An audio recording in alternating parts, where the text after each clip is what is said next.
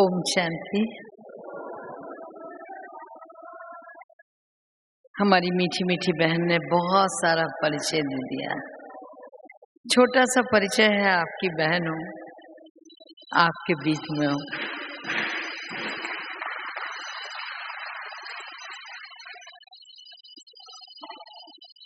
इतने सुंदर अवसर पर आप यहाँ आए हैं। अगस्त मास में जो हमारी परम पूजनीय, परम श्रद्धेय, परम आदरणीय दादी जी का स्मृति मास है। दुनिया वाले 2 सावन लेके बैठे हैं। दुनिया वाले पुरुषोत्तम मास और सावन लेकर बैठे हैं।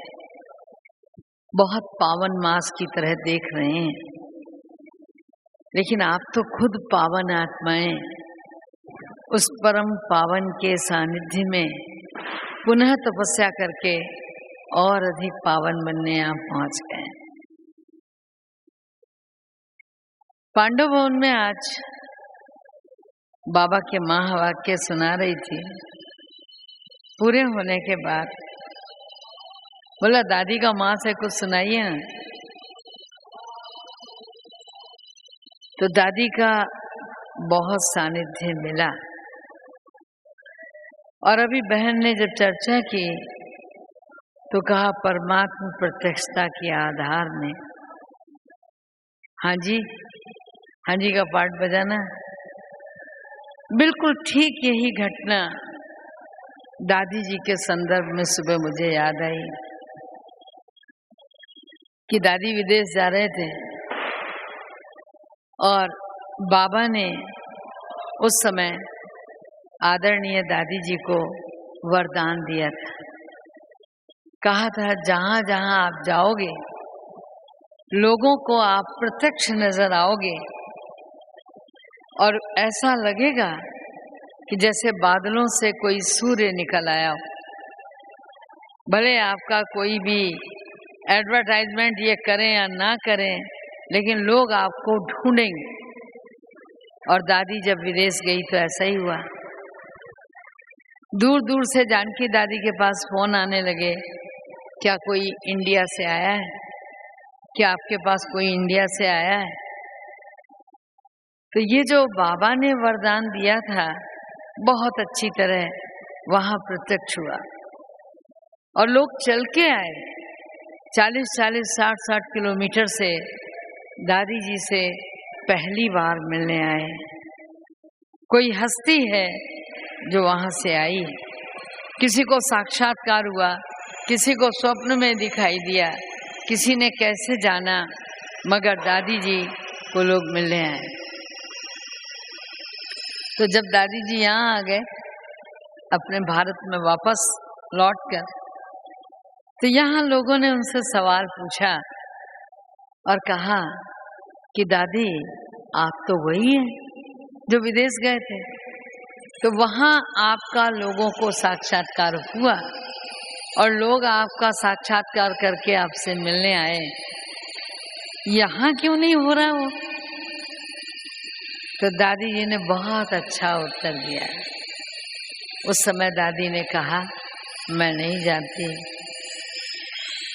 मुझे बाबा ने कहा था कि तुम वहां जाओगी और लोगों को तुम्हारा साक्षात्कार होगा।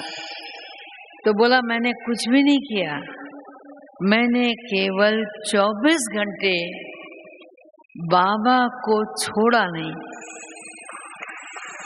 बाबा को पकड़ के रखा। चाहे मैं प्लेन में सफर करती थी, चाहे मैं किसी प्रोग्राम में भाग लेती थी, चाहे मैं कहीं उठती बैठती सोती थी, रात दिन अहिर्निश मैंने केवल बाबा बाबा बाबा बाबा को पकड़ के रखा। ये बाबा जाने कि कैसे साक्षात्कार हुआ, मुझे नहीं मालूम। मैं तो केवल बाबा को पकड़ के रखा। तो आज का विषय बिल्कुल उसी संदर्भ में कि हमको कुछ करना नहीं है। आज प्रातः काल की मुरली भी बाबा शब्द की चाबी से भरी हुई थी। तो हमें कुछ करना नहीं है, हमें केवल बाबा को पकड़ के रखना है।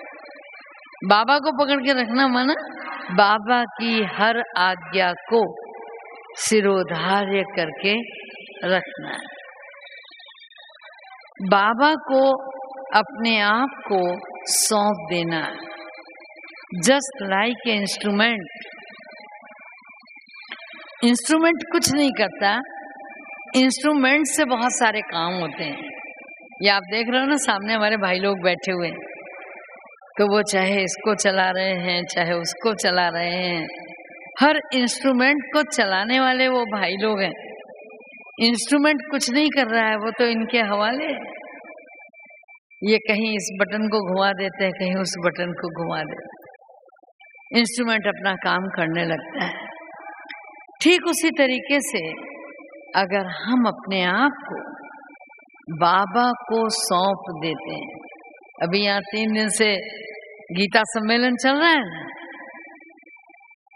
और ये समझिए कि सारे 18 अध्याय में जो भी चर्चा होती है हमारे बाबा के यज्ञ में, तो 2 ही शब्द पकड़ में आते हैं, और वो 2 शब्द हैं मनमना भव और मध्याजी भव। वो बड़ी बात है जिसमें स्वयं योगीराज ने कहा है, हे अर्जुन, सर्वधर्मानि परित्यज्य माम एकम शरणम व्रज, अहम ताम सर्व पापेभ्यो मोक्ष ऐस्यामि मा शुचि। तुम केवल मेरी शरण में आ जाओ, मैं तुम्हें सारे पापों से मुक्त कर दूंगा। तो मनमना भव मद भक्तो मध्याजी माम नमस्करो, केवल मुझे याद करो, कुछ और याद करने की आवश्यकता नहीं। हमारे गुरु नानक देव ने बड़े सरल शब्दों में कहा, सब तज एक भज। तो हमें बाबा का बनने के बाद क्या कुछ और करने की जरूरत पड़ी क्या?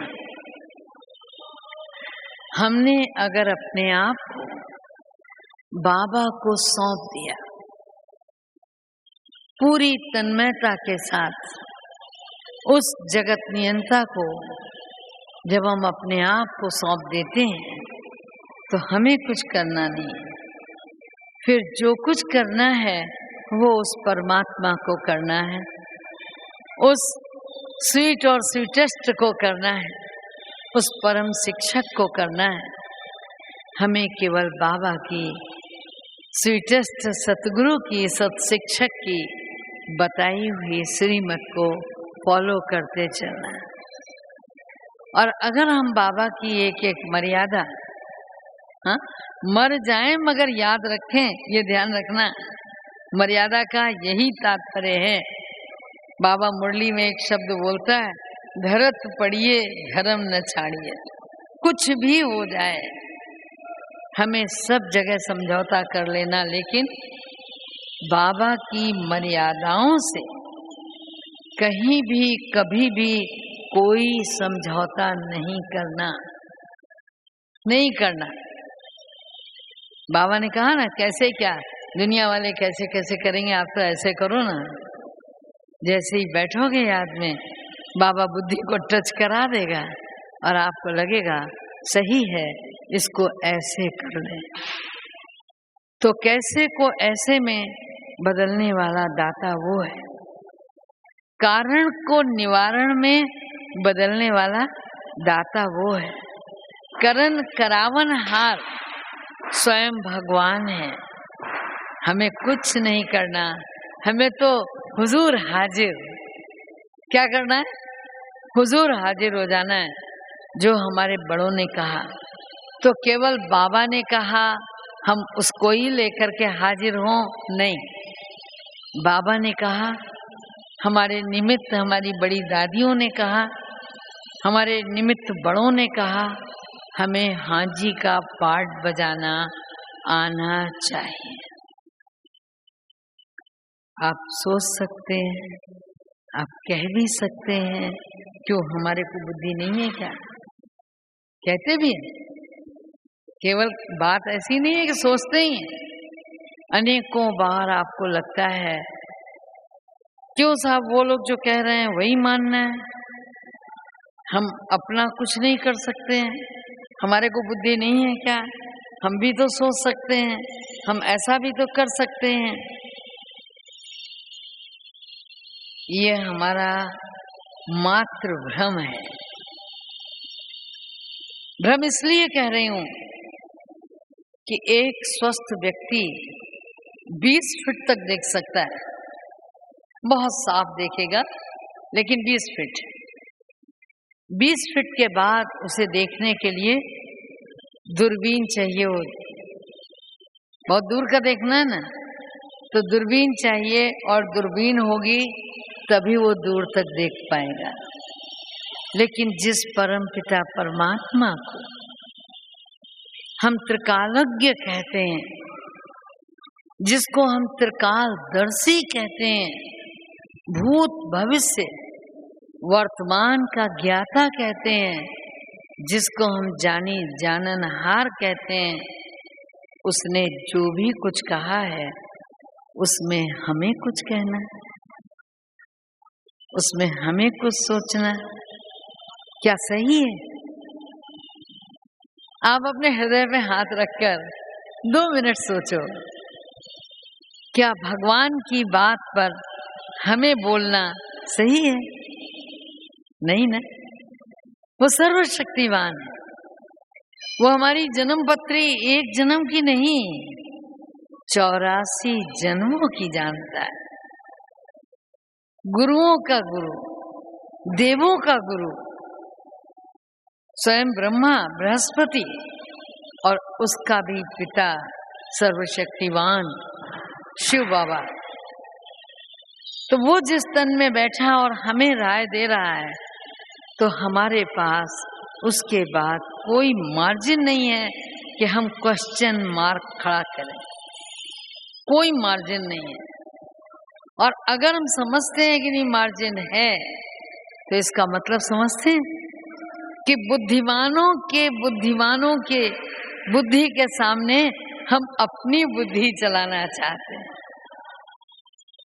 कभी नहीं चली, आज तक संसार में नहीं चली। अभी मधुबन में भी भट्टी चल रही है, मुलुंद वाले आए हुए हैं ऊपर।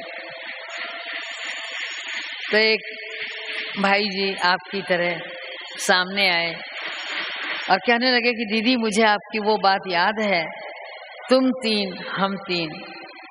मैं चिंतन में लग गई कि तुम 3 हम 3 मैंने कब सुनाया, क्या कहा, कभी सुनाया होगा? बोला आपने सुनाया था, मुझे अभी तक याद है। तो उसके बाद मैंने चिंतन किया तो मुझे भी याद आई कि हाँ मैंने ये बात कभी सुनाई। और वो तुम 3 हम 3 वाली बात बड़ी सरल सी है कि भगवान भोलों का है। कभी बुद्धिमानों का भगवान सुना क्या? हमेशा आपने जो सुना होगा वो सुना होगा भोलों का भगवान है, जिन्हें कुछ आता नहीं, जो समर्थ नहीं, जो सक्षम नहीं, जो हमेशा ये सोचते हैं कि हमने अपनी नाव भगवान के दर पे लाके लगा दी है, बाबा अब आप जानो, आप ही पार करना। और भोलों की तो बात जाने दीजिए, जो बहुत भोले के साथ भाले भी हैं, बुद्धिमान भी हैं, उनका भी कई बार कोई बस नहीं चलता, तो यही कहते हैं अब हम तो कुछ नहीं कर सकते, अब इसमें जो कुछ करेगा वो ऊपर वाला करेगा, भगवान करेगा। जब हमारी अपनी शक्ति, हमारी बाजुए कुव्वत कहीं काम नहीं करती, उस समय हम उस एक की शरण में आते हैं। चाहे वो वैयक्तिक हो, चाहे पारिवारिक हो, चाहे सामाजिक हो, चाहे राष्ट्रीय हो, समस्या कैसी भी हो, वैश्विक हो, हम पहले अपने दिमाग के बड़े पेंच लड़ाते हैं, ये कर लें, वो कर लें, वो कर लें, और जब ये देखते हैं कि ये तो जितना सुलझा रहे हैं उतना ही मामला उलझता जा रहा है, उलझता जा रहा है, क्या करें। तब सोचते हैं अब कोई रास्ता नहीं है, बाबा के आगे रख दें, अब इसे बाबा सुलझाएगा। और आप सब अनुभवी होंगे, ऐसा नहीं कि कोई इसमें ऐसा बैठा होगा जो अनुभवी नहीं होगा, क्योंकि जहाँ तक मुझे एहसास है कि ये हमारे बहुत मैच्योर, बहुत परिपक्व भाइयों की भट्टी है, बहुत मैच्योर। अधर कुमार का मतलब ही होता है कि जिनमें कुमारों जैसी ऊर्जा हो, जिनमें प्रौढ़ जैसा अनुभव हो, जिनमें एक संसार का अनुभव करके उसको अधर में छोड़कर भगवान के अधरों से लग जाने की क्षमता हो, ऐसे अधर कुमार। तो बहुत मैच्योर हैं आप, और आप सब तरफ से गुजरे हुए हैं। गुजरे हुए से तात्पर्य ये है, यूं मान के चलिए, दादी निर्मल शांता जी ने एक बार एक सवाल पूछा था हम लोगों से। समुद्र में स्नान किया, तो हम लोग तो यूपी वाले नदियों के किनारे रहते हैं, समुद्र कहाँ से पाएं। और दादी तो समुद्र के किनारे रहती थी ना। तो दादी ने कहा कि देखो, आगे से लहरें आती तो क्या करते, और नीचे से लहरें आती तो क्या करते, कैसे स्नान करते।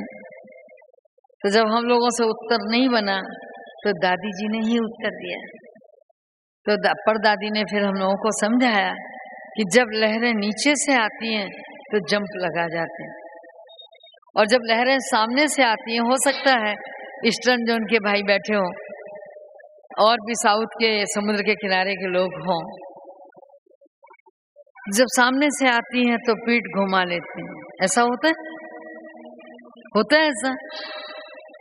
तो परिस्थितियां जब सामने से आती हैं तो पीठ घुमा लेते हैं, और जब हमारे अंदर से संकल्पों का ज्वार भाटा उठता है तो थोड़ी जंप लगा लेते हैं और हम पार हो जाते हैं। ठीक इसी प्रकार से मैंने कहा ना कि कुछ भी हो, वैयक्तिक हो, पारिवारिक हो, सामाजिक हो, राष्ट्रीय हो, वैश्विक हो, समस्या कैसी भी हो, चाबी एक ही लगती है, बाबा, और हम पार हो जाते हैं। तो जब हम उस सर्वशक्तिवान को सौंप देते हैं और उसकी रजा में राजी हो जाते हैं, कहते हैं जब कुछ नहीं होता तो ऊपर वाले की रजा में राजी हो जाओ, सब पार है। बाबा ने हमारे पार्ट के, हमारी योग्यता के अनुसार हमको ये पार्ट सौंपा है। हमको बुद्धि में ये बात स्मृति में रखना ही चाहिए कि बाबा ने हमारे योग्य जो सोचा था वही दिया है। अब मैं 3 की बात पर आती हूँ। 3 ऐसे संत बड़े सीधे साधे से थे और एक टापू पे रहते थे, न पढ़े थे न लिखे थे। वो 3 लोग जो कुछ इधर उधर से लाते थे, पकाते थे, भगवान को भोग लगाते थे, और क्या कहते थे, हे प्रभु, हम भी 3 हैं, तुम भी 3 हो, स्वीकार कर लो। बस यही उनकी पूजा थी, यही उनकी अर्चना थी। तो वहां किसी पादरी को मालूम पड़ा कि ये क्रिश्चियन हैं, वहां रहते हैं, ऐसा बोलते हैं, अरे ऐसे थोड़ी होता है। तो उन्होंने एक स्टीमर लिया और उनके पास गए, उन्हें समझाया कि प्रार्थना ऐसे नहीं की जाती, प्रार्थना ऐसे ऐसे शब्दों के साथ की जाती है, आप लोग ठीक नहीं कर रहे हो, ठीक से करो। समझा के लौट आए। उधर क्या हुआ कि जब उन्होंने भोजन बना लिया, बैठे तो भूल गए कि वो क्या समझा गए थे। तो उनमें से फिर वो लोग दौड़े कि चलो चलो, वो निकल गए होंगे, उनसे पूछो। तो स्टीमर के कैप्टन ने कहा कि सर, समुद्र में कोई तेज शोले की तरह जलती हुई चीज आ रही है हमारे स्टीमर की तरफ। तो पादरी भी निकल के बाहर आए, क्या है? तब तक वो करीब आ गए। तो जब करीब आ गए तो वहां उन्होंने देखा, पूछा कहिए। बोला रुकिए रुकिए महोदय रुकिए, आपने क्या बताया था, हम लोग भूल गए। तो पादरी महोदय ने हाथ जोड़े। फादर ने कहा जो तुम लोग करते थे वही करो, जो मैंने बताया था उसे भूल जाओ। तो उसको ये लगा कि मुझसे ज्यादा शक्तिशाली तो ये लोग हैं जो बिना स्टीमर के, बिना साधन के समुद्र में दौड़े चले आ रहे हैं, मैं इतना बड़ा स्टीमर लेके गया। तो भोलों का भगवान होता है। हम जब परमात्मा की रजा में राजी होते हैं और ये मान के चलो कि भगवान ने हमको जिस योग्य समझा, जिस लायक समझा, हमें वहीं बिठा रखा है, हमें वही सेवा दे रखी है। हमें और अच्छी अगर योग्यता देगा तो सेवा भी और अच्छी देगा। तो हमें केवल उसकी रजा में राजी होना आना चाहिए, अर्थात हाँ जी का पार्ट बजाना आना चाहिए। कभी भी किसी दूसरे का देखकर वो ऐसा कर रहा है, मैं भी तो कर सकता हूँ, व्हाई नॉट, मैं भी कर सकता हूँ। मेरी योग्यता सामने वाले को दिखाई ही नहीं देती। अरे किसको बोल रहे हो, किसको कह रहे हो? बाबा को सब कुछ दिखाई देता है और बाबा ने जिसको निमित्त बनाया है उसको भी सब कुछ दिखाई देता है। तो जब हम बड़ों की आज्ञा को, भगवान की श्रीमत को हाँ जी का पाठ बजाकर लेकर चलते हैं तो बाबा बहुत सारे करिश्मे करवाता है। और आप सबके जीवन में भी ऐसे अद्भुत मिरेकल्स हुए होंगे कि जब सहज भाव से बाबा की श्रीमत को लेकर चले होंगे, सफलता आगे बढ़कर आपको विजय की माला पहनाई होगी। जब हम बड़ों की बात मानते हैं, पहला फायदा होता है एकदम निश्चिंत होते हैं। दूसरा फायदा होता है निरसंकल्प होते हैं, क्योंकि हमारा अपना कुछ नहीं है। हमको तो जो बाबा ने कहा हमने वो किया, हमको जो बड़ों ने कहा हमने वो किया। तो ये जिम्मेवारी बड़े की है, हमारी नहीं। कार्य का परिणाम जो कुछ भी होगा उसका जिम्मेवारी किसके सर है? बाबा के। किसके सर है? दादियों के। जैसे दादी ने कहा ना, मैं नहीं जानती, बाबा जाने। जब हम अपने कंधों पे जिम्मेवारी लेते हैं तो हम परेशान होते हैं, हमारे अंदर संकल्प विकल्प चलते हैं। हमको बहुत बार सोचने में आता है, हमने ये किया ना हुआ तो, हमने ये किया सफलता ना मिली तो, हमने ये किया वो उलट के हमारी ओर खड़ा हो गया तो। लेकिन जब बाबा ने कहा, जब बाबा का आदेश है, जब दादियों की श्रीमत है, तो हमारा कॉलर ऊंचा, हम बहुत निश्चिंत हैं। जो बाबा ने कहा रिजल्ट 100% हमारे को मिलनी ही मिलनी है, मिलनी ही मिलनी है। सवाल है हमारी आस्था का, सवाल है हमारे हाँ जी कहने का। आप सोच सकते हैं हम में से कितने हाँ जी कहने वाले हैं? वाह क्या बात है, बधाइयाँ, बहुत बधाइयाँ। अगर हमने अपने जीवन में बाबा की श्रीमत पर हाँ कहना सीख लिया तो समझिए सब कुछ सीख लिया, और एक नहीं 2-2 मुकुट के अधिकारी हो गए। अगर चक्रधारी हैं तो छत्रधारी भी हैं ही। ये निश्चित है कि जहाँ चक्र है वहाँ छत्र भी है ही। और बाबा की हाँ जी कहने में दूरगामी परिणाम तत्काल हो भी सकता है कि कुछ अच्छा हो या ना हो। आप कहेंगे कोई कहानी सुना रही हूं, लेकिन भक्ति में तो बहुत सारी कहानियां हैं। अभी सावन में वो कांवर लेकर चलते हैं ना, एक जगह से गंगा में जल भरते हैं, गंगा से, और दूसरी जगह चढ़ाते हैं। तो चढ़ाने के लिए कई लोग निकले हुए थे, एक साथ चलते हैं ग्रुप में। तो जहां वो रात ठहरे हुए थे, वहां से आवाज दर्द की कराहने की आ रही थी। एक का मन नहीं माना, वो अंदर दरवाजा नॉक करके गया, क्या है? तो देखा एक बहुत बुजुर्ग वृद्धा माँ थी, बहुत तकलीफ थी, बीमार थी। उसने पूछा, मैं क्या कर सकता हूँ? बोला, कुछ नहीं बेटा, पानी पिला दे। तो बोला, मेरे पास पानी तो नहीं, लेकिन गंगा जल है, अगर आप पिए तो मैं पिला सकता हूँ।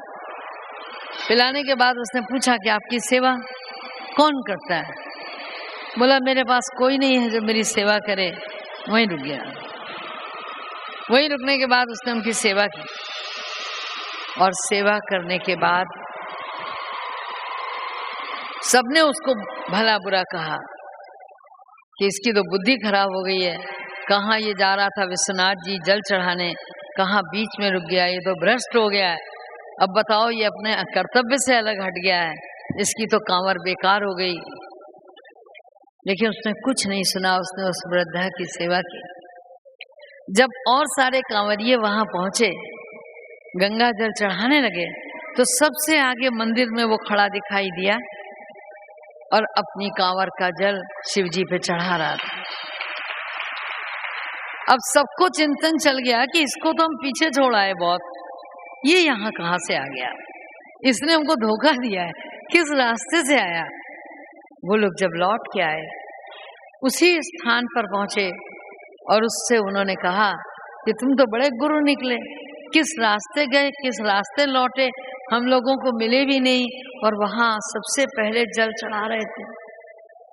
वो बड़े आश्चर्य में बोला, भैया मैं तो यहाँ से गया ही नहीं, मैं तो यहीं इनकी सेवा में हूँ, मैं तो गया ही नहीं हूँ, और गंगा जल तो यहीं पिला चुका था, मैं वहां चढ़ाता क्या? वो कौन था जिसने चढ़ाया? अब सवाल ये है कि वो कौन था जिसने चढ़ाया? तो वो आस्था, वो विश्वास, वो सेवा भाव, उसने जल चढ़ाया, वो तो वहीं रुक गया।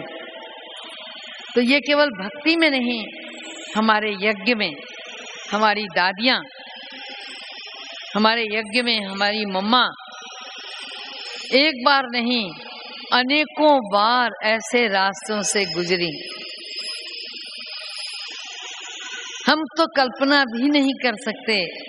आप कल्पना कर सकते हो तो बड़ी बात है ये, बाकी हम तो कल्पना नहीं कर सकते कि कैसे हमारी दादियां, आदरणीय दादी गुलजार,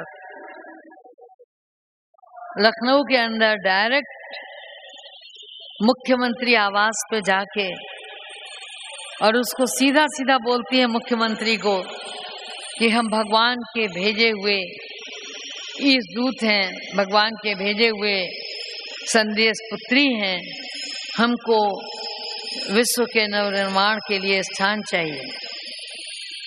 मुख्यमंत्री मुंह देख रहा है कि आप लोग ईश्वरीय दूत हैं, आपको हम कहाँ जगह देंगे।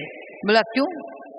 आपके जो ये एमएलए रहते हैं, हमको भी वहां जगह चाहिए। उनकी निर्भीकता, उनका कथन, उनकी बात, बाबा तो अक्सर ऐसा बोलता था ना, जो निर्भीक बच्चे होंगे, जो शेरनी शक्ति होंगे, वो जाकर ऐसे बोलेंगे। और लखनऊ में उन्होंने आवाज दिया, दारुल सफा में जहां सारे एमएलएस रहते हैं, वहां एक कमरा खाली करा के दादियों के लिए दिया। सोचिए आप, वो कौन सी शक्ति थी उस समय। तो हमारे आदरणीय गुलजार दादी जी की इतनी आयु भी नहीं। मुझे तो ये घटना मना सुनाने वाली नहीं, सुनाती हूँ तो सारे रोम रोम खड़े हो जाते हैं। प्रयाग की धरनी में सेवा संभालने गई 1980 की बात है। मुझे भी कुछ बनवाना था, ब्लॉग बनते हैं ना, तो ब्लॉग बनवाने के लिए प्रयाग ब्लॉक वर्क्स में गई और मैंने वहाँ उनको बोला। उसने जो मुझे देखा, बिल्ला देखा, छूटते ही बोला, प्रकाश मणि कैसी है? मेरे को तो बहुत 5 में से 1 आ गया और आया मन में कि ये कैसे बात करता है, प्रकाश मणि कैसी है, जैसे वो कोई लड़की हो। तो नेचुरल है, थोड़ा थोड़ा गुस्सा तो आ ही गया, लेकिन वो बड़े बुजुर्ग थे तो मैंने उससे हाथ जोड़ के पूछा, मैंने कहा ये बताइए आप उन्हें कैसे जानते? तो उन्होंने जो बात कही मेरे लिए बहुत बड़ा आश्चर्य का विषय बन गई। उस समय तो ब्रह्मा कुमारियों को कोई जानता भी नहीं था और मैं भी, मेरा जन्म भी नहीं हुआ था। 1954 के कुंभ मेले में दादी ने उनके पास जाकर के पर्चे छपवाए थे और उन्होंने कहा, बेटा तुम्हारी उम्र की थी जब वो यहाँ आई थी और उस समय मैंने उनको निःशुल्क पर्चे छाप कर दिए थे। मेरा सर श्रद्धा से झुक गया। उस समय ब्रह्मा कुमारी को कोई जानता नहीं था, कोई जानता नहीं था। आप सोचिए, मन दादियां गंगा के किनारे बैठ करके चित्र फैला करके ज्ञान देती थी। न कोई तखत था, न कोई कुर्सी थी, न कोई साधन थी। बहुत शुरुआत मना कैसे कैसे दादियों ने हांजी का पाठ बजाया, कहीं मर्यादाओं में समझौता नहीं किया। बड़ी दादी अक्सर करके सुनाया करते थे कि हम लोग 1 रुपए में 10 लोग खाना खाते थे। अभी भी मैं उस धर्मशाला को देखती हूँ तो जैसे कोई मंदिर को सर झुकाता है ऐसे सर झुका के निकलती हूँ कि यही वो धर्मशाला है। यहाँ एक कमरे में दादी प्रकाशमणि जी, दादी मनमोहनी जी, मनोहर दादी जी, रतनमणि दादी जी की लौकिक मदर थी, दादा आनंद किशोर थे। तो ये सब लोग वहाँ रहते थे, और भी लोग होंगे, और सब वहाँ रह करके सुबह सुबह वो भोजन बनाते थे। अब 1 रुपए में आता क्या है? कभी शिकायत नहीं की बाबा से कि बाबा वो 1 आलू की सब्जी बनती है, बाकी सारे में पानी होता है, कैसे खाते होंगे वो लोग, सोचिए। लेकिन कभी भी दादियों ने बाबा से ये नहीं कहा कि बाबा आप भेज तो दे रहे हो, कोई व्यवस्था है वहाँ? आज अगर हमको कहीं सेवा पे भेजा जाता है तो कितनी व्यवस्थाएं होती हैं। टिकट की व्यवस्था होती है, पंडाल की व्यवस्था होती है, मंच बनाए जाते हैं, पूरे आयोजन होते हैं, कार्ड्स बनते हैं, तब कहीं हम लोग पहुंचते हैं कि हाँ भाई सेवा करने आए। तो हमें लगता है कि ये सेवा है या वो सेवा। सचमुच तो सेवा वही थी जो दादियों ने की। यज्ञ में जो नींव पड़ी है कि निमंत्रण पर केंद्र खुलेंगे, तो ये निमंत्रण की परंपरा प्रयाग की धरनी से शुरू हुई। आदरणीय गंगे दादी को कानपुर से निमंत्रण प्रयाग की उसी धरनी में उसी समय मिला था। लखनऊ दादियां गईं, पटना दादियां गईं, वहां से निमंत्रण जो मिला वो भी उसी धरनी पे मिला।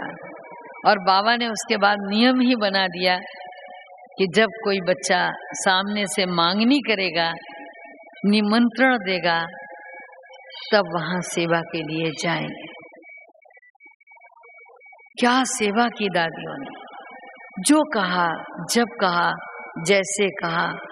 आप जो अभी आए हैं उन्होंने भले न सुना हो, लेकिन आप में से जो पुराने हैं उन्होंने सब ने इतिहास सुना होगा हमारी पूजनीय मनोहर दादी के मुखारबिंद से, कि कैसे दादियां बाहर से सेवा करके बाबा के पास चंद रोज मिलने आती थी और उसमें भी बाबा कई बार ऐसी ऐसी परीक्षा ले लेता था कि वो स्नान पानी करके बाबा के सामने आई और बाबा कहता था, बच्ची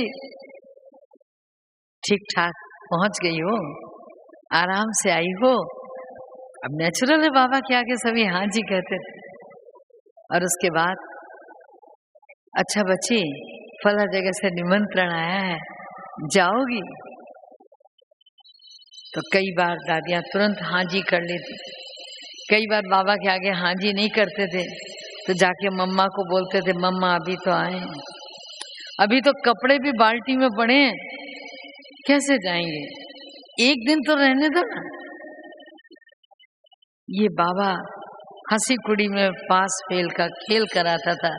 जो हाँ जी कह लेते थे कई बार तो उनको भेज देता था, टिकट देके बिठाल देना, और साथ में कान में बोल देता था, जब ट्रेन चलने लगे तो उतार लेना। और बाबा उतरवा लेता था। लेकिन जो हिम्मत करके चला जाता था वो 111 फर्स्ट क्लास फर्स्ट पोजीशन में आ जाता था।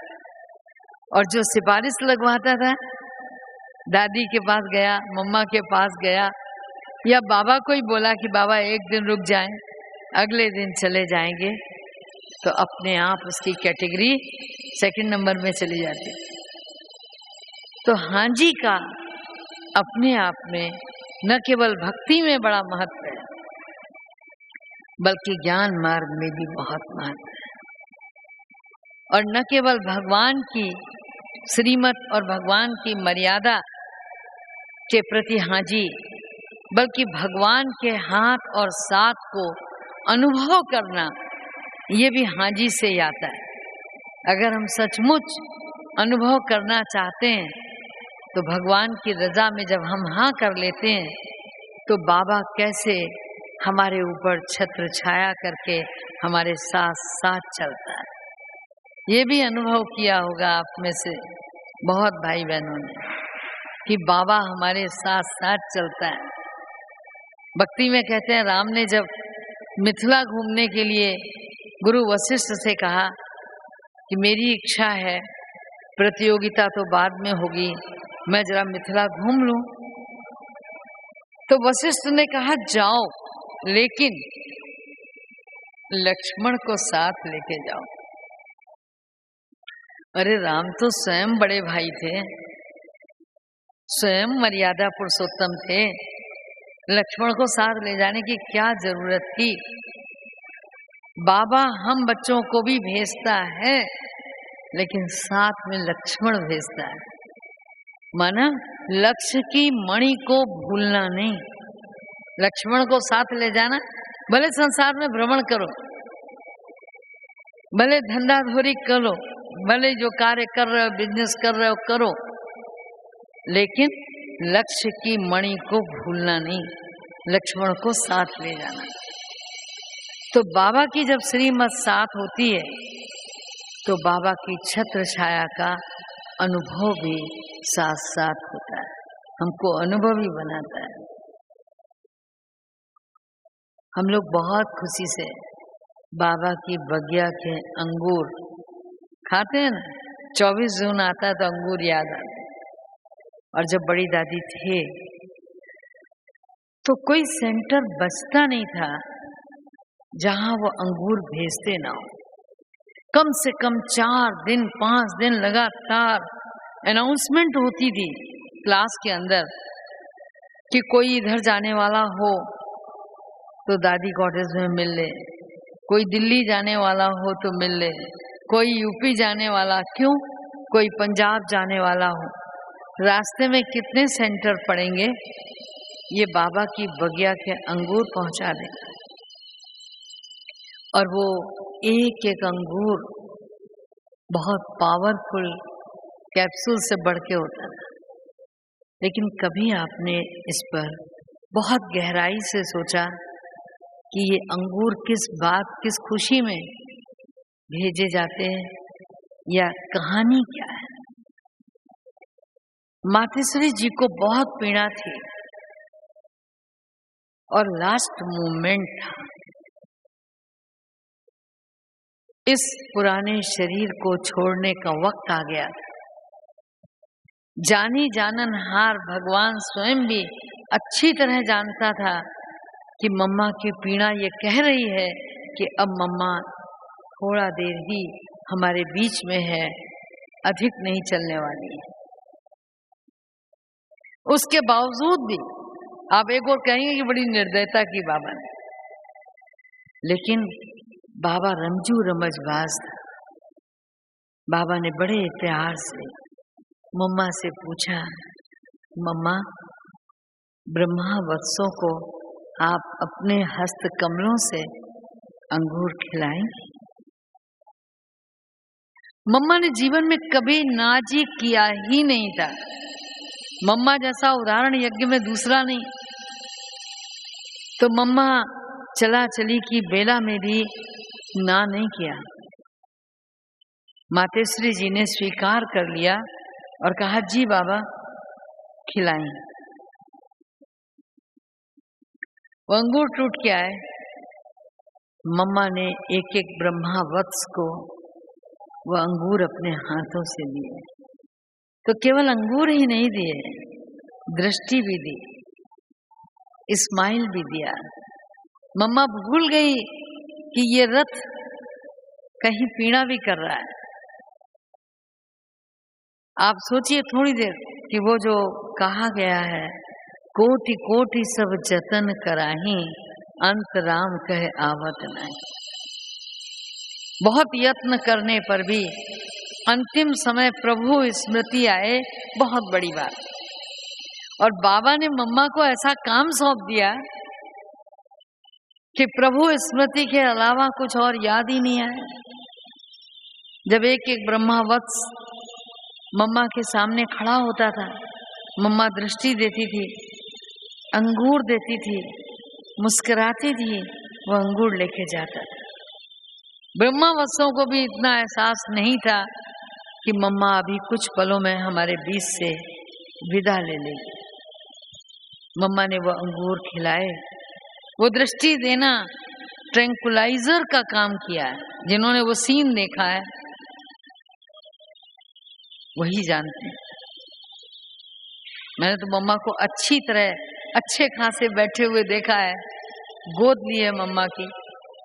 और उस समय मम्मा ने जब वो अंगूर सबको दिए, अंदर जाकर लेटी हैं। मुश्किल से 5-10 मिनट भी नहीं लगा और उन्होंने उस काया से मुक्ति पा ली।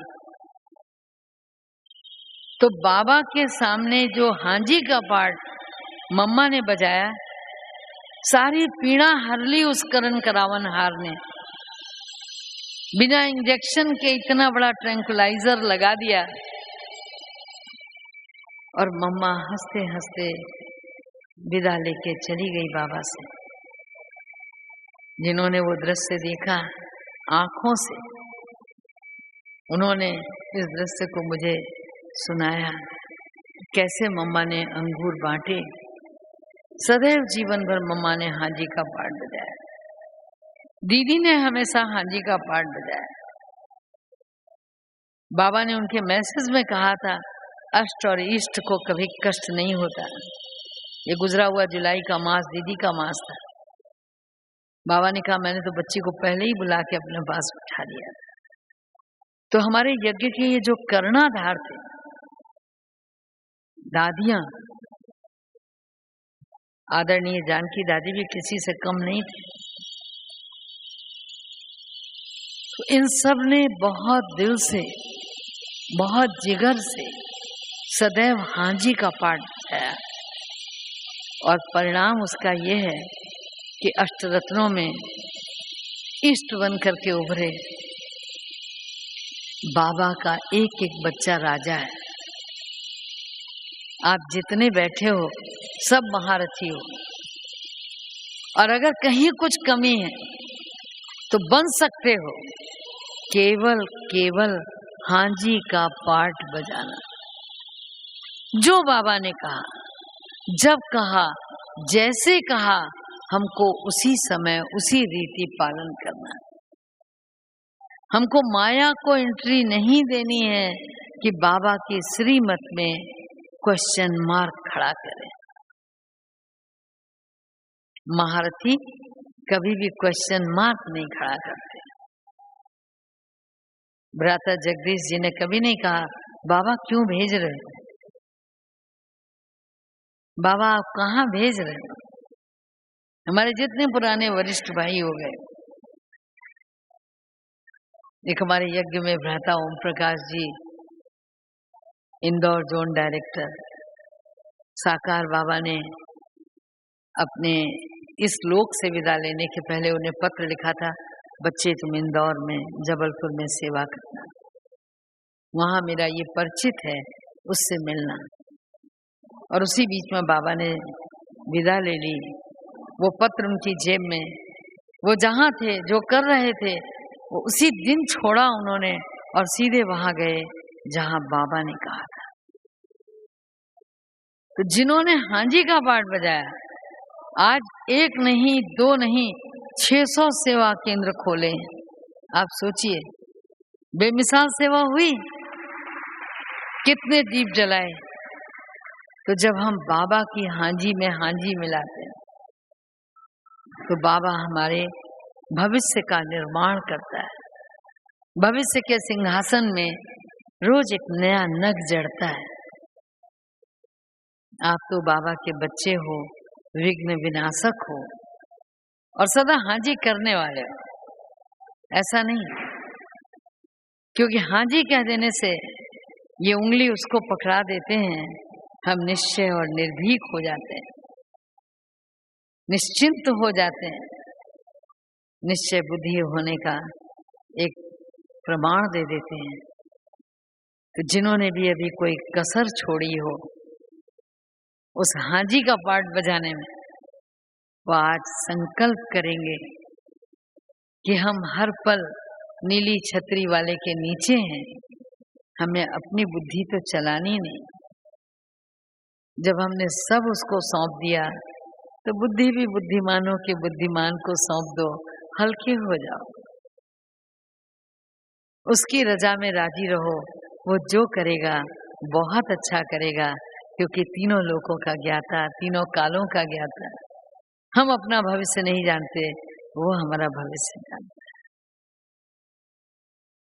इसी के साथ मैं वाणी को विराम दूंगी। ओम शांति।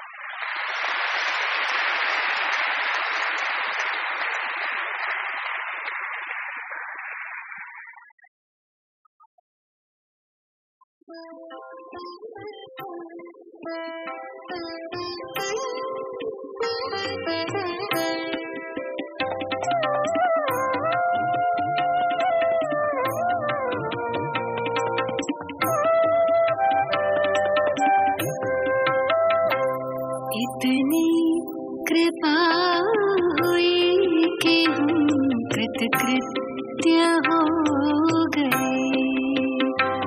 इतनी कृपा हुई कि हम कृतकृत्य हो गए। प्रभु स्नेह से हमारे प्राण सिद्ध हो गए। प्रभु स्नेह से हमारे प्राण सिक्त हो गए।